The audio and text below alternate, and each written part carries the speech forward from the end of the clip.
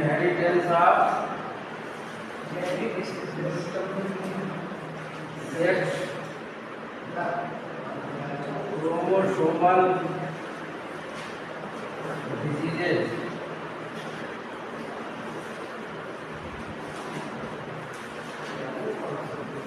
उनके कई नामों से इनका अध्ययन किया जाता है। एक होता है, इनको आर करके लिख दीजिए,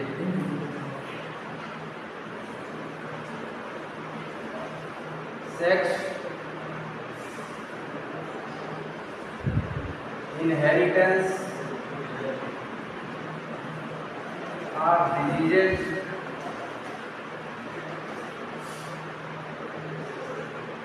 और सेक्स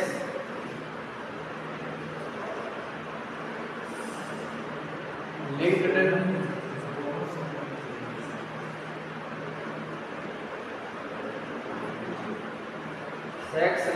डिजीजेज और एक्स लिंक्ड डिजीजेज। जो 23rd क्रोमोसोम होते हैं, 23वां जोड़ी जो होता है मेल में XY और फीमेल में XX, इन्हीं दोनों को क्रोमोसोम का नाम है सेक्स क्रोमोसोम।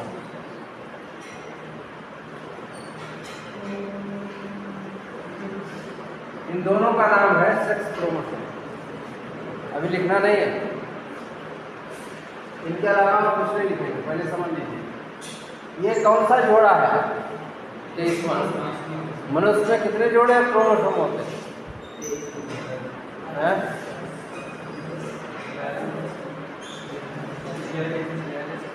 जोड़े बताओ। 23 जोड़े। 23 जोड़े में 22 जोड़े एक जैसे होते हैं और 23वां जोड़ा जो होता है वो अलग प्रकार का होता है। उस 23वें जोड़े का नाम है, पुरुष में XY और महिला में XX, इनका नाम है सेक्स क्रोमोसोम।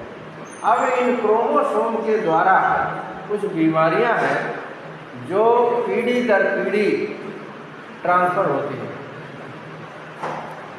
तो कुछ पीढ़ियां हैं, उनका नाम है sex chromosomal diseases, sex inheritance of diseases, sex linked diseases, X linked diseases. इन सबका तीनों का अर्थ अलग अलग है, परिभाषा अलग है, लेकिन थ्योरी एक ही है। तो कुछ बीमारियां हैं जैसे हीमोफीलिया,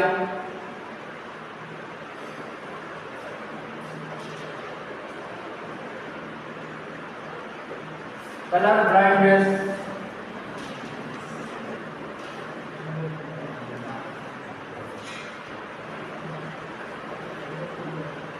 और नाइट ब्लाइंडनेस।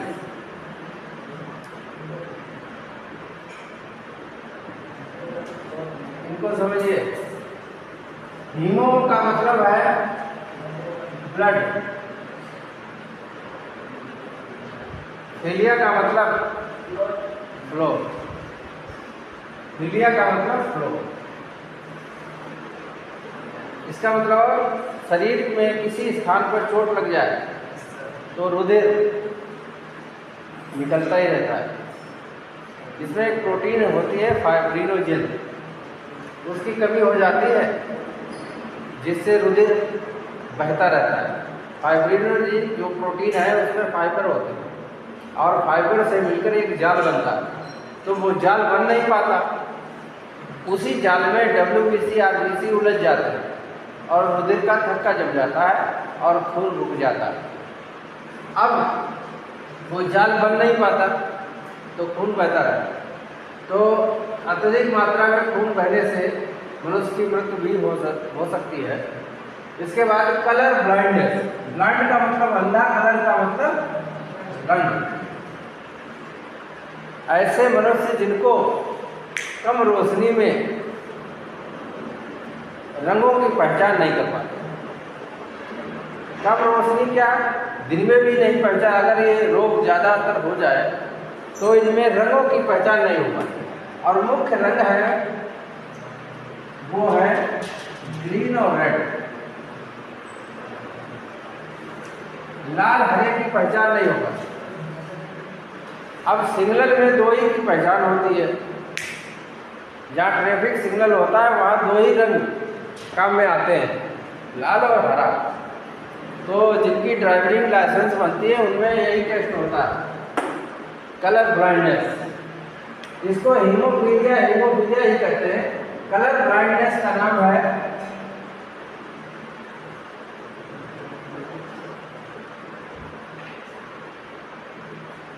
वर्णांधता।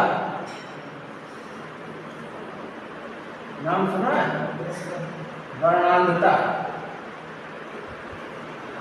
अगर तीसरा रोग है नाइट ब्लाइंडनेस। नाइट का मतलब रात में, मतलब रात का मतलब कम रोशनी में न दिखाई दे। इसका नाम है रतौंधी।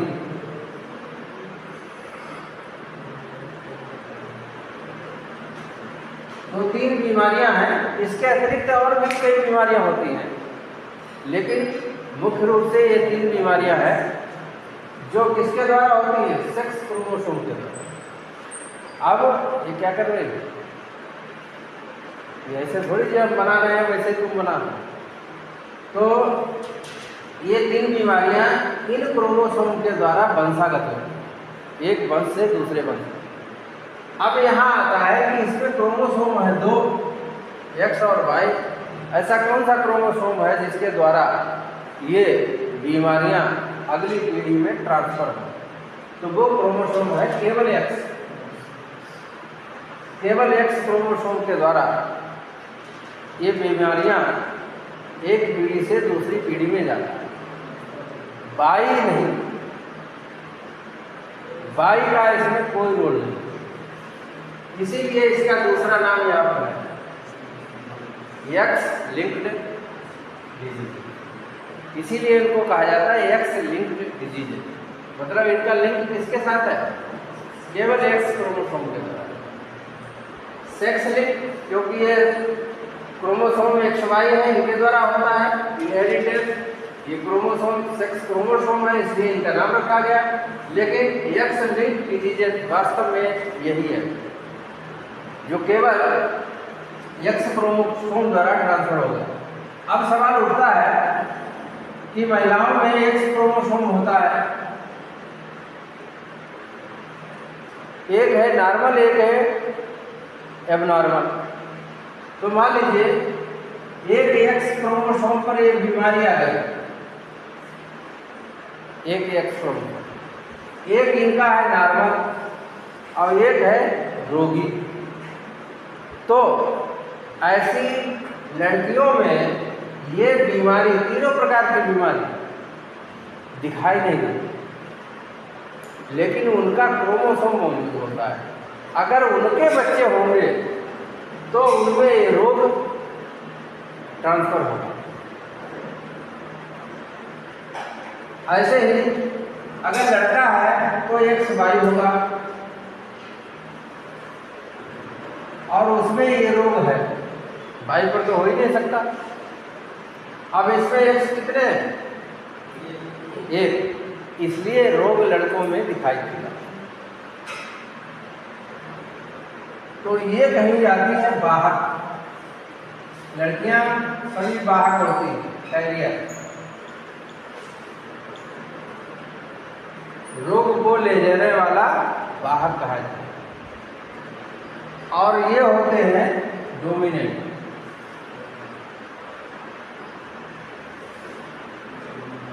प्रभावी। इतनी बात समझे, ये बहुत महत्वपूर्ण चीज है। अगर लड़कियों में रोग होता है तो वो रोग दिखाई नहीं देता। उसका कारण ये है कि उनका एक एक्स क्रोमोसोम नॉर्मल होगा, क्योंकि रोग एक ही पर है, दोनों पर नहीं है। जब रोग दोनों पर हो तब वो रोगी होंगे, तब वो रोग दिखाई देगा। यहाँ केवल एक क्रोमोसोम पर रोग है, इसलिए लड़कियों में ये रोग दिखाई नहीं देता। लेकिन जब उनके बच्चे होंगे तो जीन्स तो उनके अंदर है, हीमोफीलिया का, रतौंधी का जीन्स तो उनके अंदर है, और वो जीन उनके संतानों में पहुंचेगा। और उनकी संतान अगर लड़की हुई तो उनमें रोग दिखाई नहीं देगा, जीन्स पहुंचेगा। और अगर लड़का हुआ तो रोग दिखाई देगा, क्योंकि उसमें एक ही एक्स है और वो भी है रोगी। इतनी बात समझे? ये थ्योरी लिखी है।